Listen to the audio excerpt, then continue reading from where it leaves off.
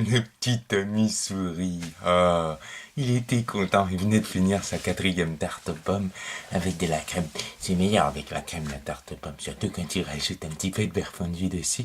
Et il regarda son grand-père droit dans l'œil. C'est quand même le grand-père, je rappelle qu'il a un œil d'araignée. Et dit, grand-père, est-ce que tu es prêt à nous raconter la suite, parce que là, je suis impatient. Hein. C'est impatient, ça fait quand même 2 mois que tu nous as... Enfin, que c'était bien l'histoire des aventuriers avant, c'était bien, mais grand-père, c'est... Ok, on connaît la, la petite Tania regarde à son frère et la psychologie. Ouais, le truc là que le frangine elle a dit, mais c'est pas tout quand même, je te comprends, grand-père, hein, ça manque des bruits, des fureurs, sinon il faut qu'on ait peur de sortir la nuit, faut qu'on tu vois, faut des images qui soient fortes, tu vois, des images qui nous fassent frémir, grand-père. Le grand-père Hobbit gratta sa jambe de bois avec sa main métallique et souleva le bandeau dans lequel les petits hobbits purent voir des reflets, voilà, comme ça, des reflets araignésques. Oh, oui, les enfants, oui, ça fait un moment. Mais la psychologie, les enfants, c'est important pour essayer de comprendre qui sont les personnages. Voyez-vous, hein, ce n'est pas rien. Par exemple, avez-vous compris, les enfants, avez-vous compris seulement, en un fugace et fuligineux instant, ce qu'il advenait du barde? Le petit Tommy et la petite Tania s'est regardé l'un l'autre, droit dans les yeux qu'ils n'avaient pas araignésques. La petite Tania éructa un petit peu de toile d'araignée, parce que c'est vrai, de temps en temps, ils font des toiles d'araignée, je le rappelle. Et ils regardèrent leur grand-père, derrière les volutes de la fumée de la pipe que le grand-père commençait à pomper sérieusement, pipe évidemment remplie de tabac et de aïe. Et ils lui firent « Non, on n'a se rendu compte de rien, grand-père. » Le grand-père regarda ses 2 petits-enfants droit dans son œil et leur dit « Mais attendez, on est hobbit, non? Vous aimez les histoires de famille et vous êtes rendu compte de rien au niveau du barde, franchement. Non, nous, on veut de l'aventure, firent les 2 petits-enfants. On veut de l'aventure, grand-père. Tu nous raconteras l'histoire du barde juste avant que tu partes en vacances pendant un petit mois, s'il te plaît. Parce qu'on voudrait du sang de la fureur. C'est un peu mou, là, depuis 2 mois, grand-père. Vous êtes bien jeune. Vous ne comprenez pas l'intérêt de bien cerner les personnages. Mais oui, bon, alors si vous voulez du bruit, de la fureur...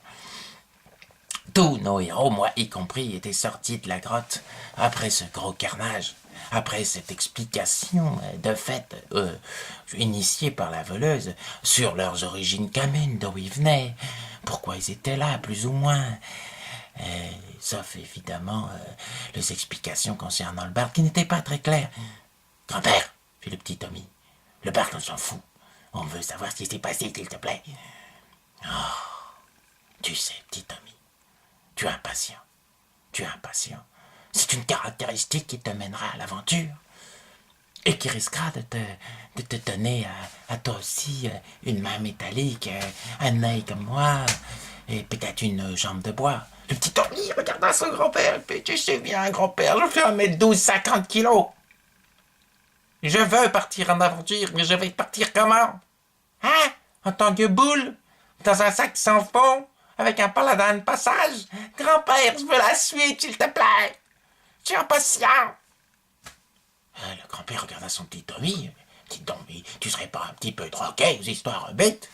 Mais grand-père, t'arrêtes pas de fumer pendant que tu racontes tes histoires. C'est normal que je sois drogué. Raconte-la moi, s'il te plaît. Je veux du bruit, de la fureur, grand-père. Déjà que tu nous as édulcoré d'une façon sans nom, le combat épique contre les elfes noirs et les orques. Ils doivent aller dans une cité des géants, les aventuriers. Ils doivent défaire des hordes de nécromants. Et puis il peut y avoir un petit peu de cul, grand-père, parce qu'ils vont aller peut-être dans une cité où il y a un temple dieu de l'amour. Qu'est-ce qu'ils ont fait, grand-père? Qu'est-ce qu'ils ont fait? Les aventuriers, ça fait 2 mois qu'on attend, Master et moi. La petite Tania regarda le petit Tommy. Non, bon, moi, tu sais, moi j'aime bien la psychologie. Non mais la psychologie, oui, ça fait un moment, mais 2 mois de psychologie, fait le petit Tommy, excité par l'odeur du hashish qui venait d'une contrée lointaine, très lointaine, encore plus loin que là où dominèrent les nécromants. Le vieux hobbit regarda son petit-fils, lui mit la main sur l'épaule, la main qu'il n'avait pas métallique, et lui fit l'impatience. Soit. Tous nos aventuriers étaient donc sortis de la grotte lorsqu'une ombre passa dans le ciel. Oh, une ombre! Oh, une ombre! Furent les 2 petits enfants. Mais l'ombre de quoi, grand-père? Grand-père, réveille-toi! Une ombre gigantesque. Une ombre qui perça les nuages, qui emmena le fil des nuages avec elle. Une ombre si grande et si terrible qu'elle fit venir la nuit. Oh! Une ombre qui se manifesta à hauteur de vue des aventuriers. De moi caché derrière le guerrier. Le guerrier ou le paladin, fit la petite Tania. Ben c'est le guerrier qui devint paladin, mais c'est une autre histoire, dit Tania. Laisse-moi finir. Vous voulez du bruit, du sang, de la fureur? Oui, faire les 2 petits. Impatient. L'ombre se manifesta. Énorme, gigantesque, 2 immenses ailes qui se déployaient presque jusqu'aux horizons. Les horizons? Non, les horizons. Je raconte? Oui. Bon. Et se posa sur le sol, écrasant de nombreuses maisons du village et le laboratoire du gnome. Une ombre si gigantesque que même le plus courageux des aventuriers, le paladin, enfin normalement c'est paladin, mais frémit. C'était quoi, fit la petite Tania, hein? C'était quoi? Le petit Tommy regarde sa sœur, tu vois, hein, la psychologie. C'était une dracoliche. Hein? Quoi? Une dracoliche. Hein? Une dracoliche, les enfants. Une dracoliche? Ça existe encore? Oui. Ah oui, ça existe encore. S'il y a des dragons, il peut y avoir des dracoliches, les enfants. Mais qu'est-ce une dracoliche? Qu'est-ce qu'elle dit? Elle dit, je suis Draconard, la dracoliche. Le petit Tommy regarda son grand-père. Draconard. La petite Tania, c'est donc quand t'es de fou de nous, grand-père Draconard, c'est un nom dépile.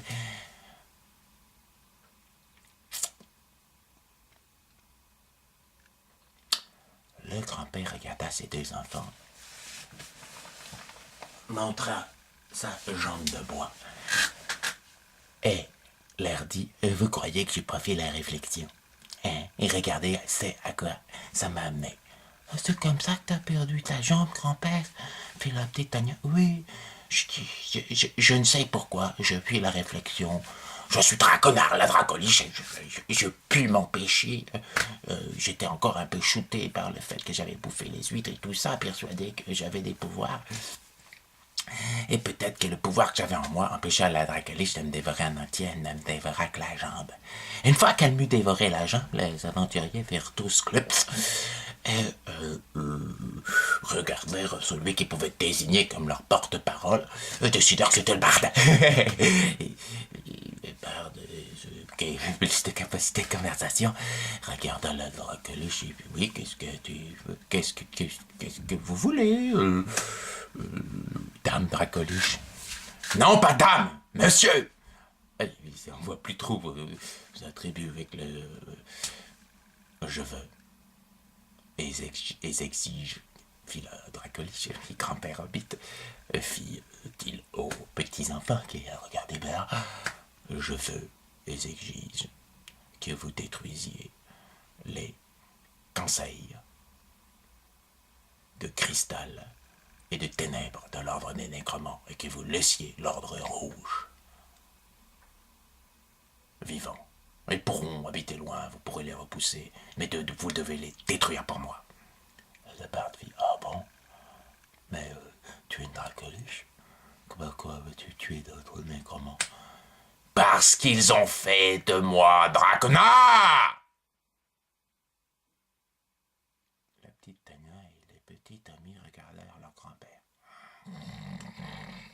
Grand-père, grand-père. La petite Tania regarda son petit frère, son grand frère, son frère Boulot. 1 m 50 kg, je crois qu'on aura que la suite la semaine prochaine. La petite Tommy se gratta la petite barbiche qui commença à pousser. Fit j'en ai marre, j'en ai marre, j'en ai marre de ces épisodes qui ne cessent de durer. Mais oui, on a la suite que la semaine prochaine.